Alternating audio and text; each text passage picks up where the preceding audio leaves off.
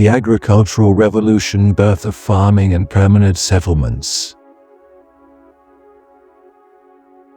Can you picture a world with no cities, no supermarkets, not even a fixed spot to call home?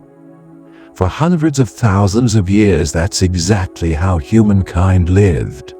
We were wanderers, hunters, and gatherers. Our lives were a constant dance with the seasons and the movement of animals, but then something shifted. Something so huge it would change the entire story of humanity. For most of our time on Earth, humans were hunter-gatherers. Imagine small nomadic groups, maybe just a few dozen people moving across huge landscapes. Life was one long search for food. Men often took on the dangerous and unpredictable task of hunting game, while women and children usually gathered edible plants, nuts, berries, and roots. Their knowledge of the natural world was massive, a living, breathing encyclopedia of survival. Now, this wasn't a life of constant toil. Some research even suggests hunter-gatherers might have had more leisure time than the farming communities that came later, but it was definitely a life on the edge. They were completely dependent on nature's whims. A bad hunt or a poor gathering season could genuinely mean starvation. Because of this, populations stayed small. Limited by what the land around them could offer, they carried only what they needed, their shelters were temporary, and the very idea of a permanent home was probably completely foreign.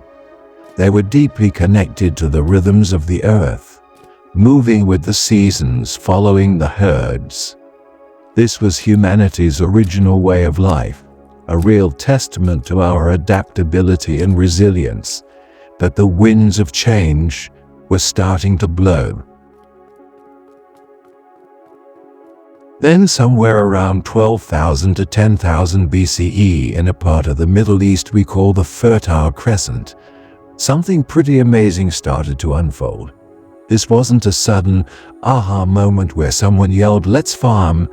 It was more of a slow burn, a gradual process likely born from keen observation and growing necessity.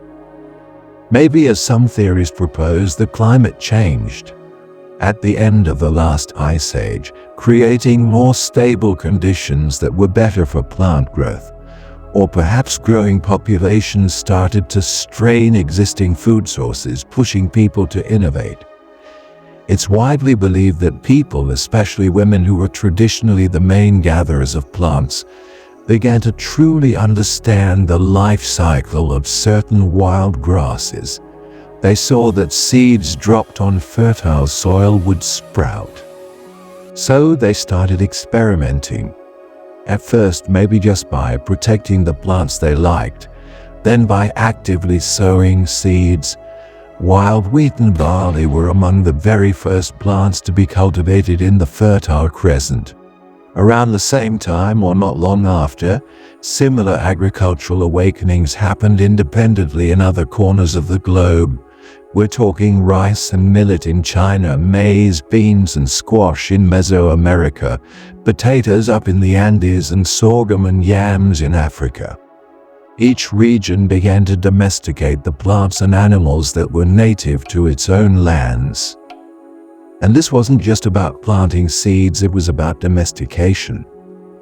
Humans began to selectively breed plants for traits they wanted, like larger grains or easier harvesting. At the same time, animal domestication kicked off. Goats and sheep were some of the first, followed by cattle and pigs. These animals didn't just provide meat, they also gave milk, wool, and eventually the muscle power for plowing fields. This slow unfolding revolution, also known as the Neolithic Revolution, marked a massive shift in how humans related to nature. We weren't just taking what the environment offered it. The decision to grow crops had one immediate massive consequence. People started to settle down. Farming just isn't a nomadic gig. Crops need constant attention. planting, weeding, watering, protecting them from pests, and finally harvesting. This tied people to specific pieces of land in a way they'd never been before. The age of permanent settlements had truly begun. Small, scattered villages started popping up, often near fertile river valleys, where the soil was rich and water was easy to get. One of the best preserved early Neolithic settlements, Çatalhöyük in modern-day Turkey, dates back about 9,500 years and might have been home to as many as 8,000 people. Archaeologists there have dug up mud brick houses all clustered tightly together, giving us incredible insights into this period of change. With a settled life and a more reliable food source, even if it wasn't always more varied at first, populations began to grow.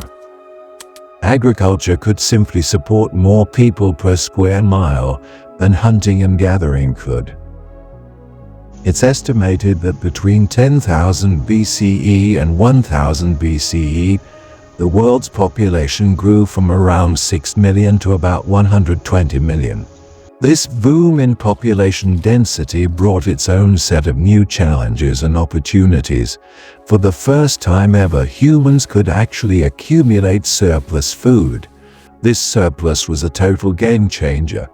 It meant that not everyone had to be directly involved in producing food. This led to the specialization of labor. Some people could become potters, making vessels to store grain and water.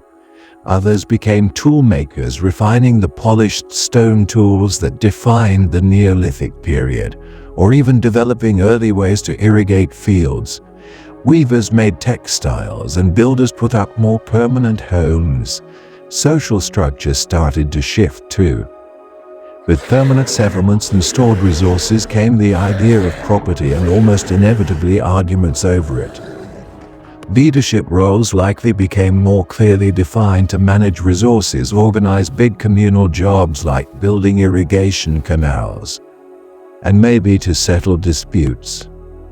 Social hierarchies began to form, a real departure from the generally more egalitarian setups of most hunter-gatherer groups. Life in these early farming communities wasn't necessarily a walk in the park. Studies of skeletons suggest that early farmers might have had poorer nutrition than their hunter-gatherer ancestors because their diet was less varied. They also lived closer together, which meant diseases could spread more easily. Still, the path was set. Farming, despite its early difficulties, offered a potential for growth and complexity that hunting and gathering simply didn't. That initial agricultural revolution was just the start. For thousands of years, farming techniques evolved pretty slowly. But then, much later in history, another series of agricultural revolutions really turbocharged progress, particularly in Britain from the 17th to the 19th centuries. This period, often called the British Agricultural Revolution, set the stage for even more dramatic changes in society. A key development was something called the enclosure movement. Common lands, which many small farmers had traditionally used, were combined into larger, privately owned farms. Now, this caused a lot of social upheaval, forcing many rural families to look for work elsewhere. But it also allowed landowners to invest in and try out new, more efficient farming methods on a much bigger scale. Innovation really took off. New systems of crop rotation like the Norfolk four-course system were introduced. This meant rotating different types of crops like wheat, turnips, barley, and clover to make the soil more fertile and get rid of the need to leave fields empty or fallow. This massively increased how much food could be grown. Selective breeding of livestock led to bigger, more productive animals, sheep that gave more wool, and cattle that produced more meat and milk. New tools and technologies also played a huge part. Jethro Tull's seed drill, invented around 1701, allowed farmers to plant seeds more precisely and efficiently, which meant better germination and higher yields. Improved plows made it easier to till the soil. Later on, threshing machines mechanized the job of separating grain from the stalk. Applying scientific principles to farming, like understanding different soil types and using fertilizers, boosted productivity even further. The impact was pretty staggering. Food production soared, leading to a more stable and plentiful food supply. This supported a rapidly growing population in Britain, which nearly doubled in the 18th century alone. And with increased efficiency, fewer people were needed to work the land. This surplus of agricultural labor became a vital ingredient for the next huge transformation that was just around the corner. The ripples from these agricultural revolutions spread way beyond the fields. That first agricultural revolution, by creating settled societies and food surpluses, allowed for specialized jobs, the development of villages, and eventually the rise of towns and cities. It fostered trade as communities began to exchange surplus goods, and a more complex social and political order started to take shape. It was the very foundation upon which early civilizations were built. The later agricultural revolutions, especially the British one, had an even more direct and powerful impact on the birth of our modern industrial world. The unprecedented increase in food production meant that a larger population not working in agriculture could be fed. This was absolutely essential for the growth of cities and industrial centers. As farming became more efficient, it freed up a huge chunk of the workforce.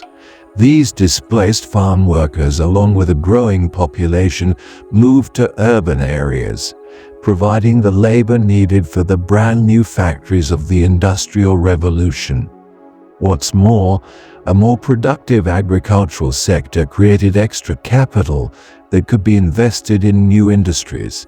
It also created a larger home market for manufactured goods, as farmers and a wealthier rural population had more money to spend. The agricultural and industrial revolutions were deeply connected, each one fueling the other. Innovations in one area often sparked advances in the other. For instance, the demand for new farm machinery drove developments in metalworking and manufacturing. From those first tentative experiments with seeds in the Fertile Crescent some 12,000 years ago, a chain reaction began. The ability to produce a surplus of food was the absolute critical precondition for specialized labor, social complexity, technological innovation, and ultimately the rise of civilizations and the industrial power that shaped our modern world. Every skyscraper, every microchip, every global supply chain can, in a very real way, trace its origins back to that fundamental human decision to cultivate the land. The story of agriculture really is the story of humanity. It's a tale of innovation, adaptation, and incredible societal change. What do you think was the most significant consequence of the agricultural revolution? Drop your thoughts in the comments below. And if you found this journey through time as fascinating as I do, please give this video a thumbs up, subscribe for more deep dives into history, and hit that notification bell so you don't miss our next exploration. From swapping spears for seeds around 10,000 BCE, humans set off on an entirely new path. The shift from nomadic hunting and gathering to settled farming wasn't just a change in how we got our food, it changed everything. It gave birth to permanent settlements, allowed populations to boom, and sowed the seeds of social complexity. Later agricultural revolutions then put this progress into overdrive, dramatically increasing food production and paving the way for the industrial strength of the modern world. The agricultural revolution, in all its stages, is arguably the single most important event in human history, fundamentally reshaping our planet and our destiny. It's a revolution that keeps echoing today in every farm, every meal, and every city. The journey from that very first planted seed to the world we live in now is a powerful testament to human ingenuity and our never-ending quest to shape our environment and our future.